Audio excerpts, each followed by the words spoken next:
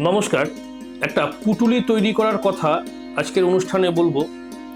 হলুদ রঙের একটা কাপড় নেবেন। এই পুটুলিটা তৈরি করলে কি হবে? ভীষণভাবে আর্থিক উন্নতি হবে। আর্থিক উন্নতির জন্য বলছি। একটা হলুদ রঙের কাপড় নেবেন, অন্য কোনো রং নয়, শুধুমাত্র হলুদ। তার মধ্যে 3খানা হলুদ গাঁট রাখবেন, একটা হলুদ রঙের কড়ি রাখবেন, একটা এলাচ রাখবেন, আর একটা কলা গাছের শেকড়, কলা গাছের কিছুটা শেকড় নিয়ে রাখবেন। আর আমলকি বাজারে কিনতে পাওয়া যায়, আমলকির ভিতরে বীজ থাকে, আমলকির বীজ একটা রাখবেন। রেখে যে কোনো বৃহস্পতিবার এই কাজটা করবেন, অথবা পূর্ণিমা চলাকালীন এই কাজটা করবেন।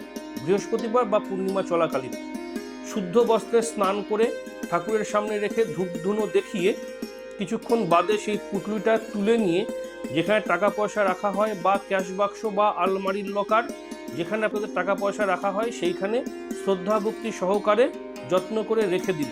দেখবেন ক্রমশ আস্তে আস্তে আর্থিক উন্নতি বৃদ্ধি পাবেই পাবে, কনফার্ম। এটা করে দেখুন।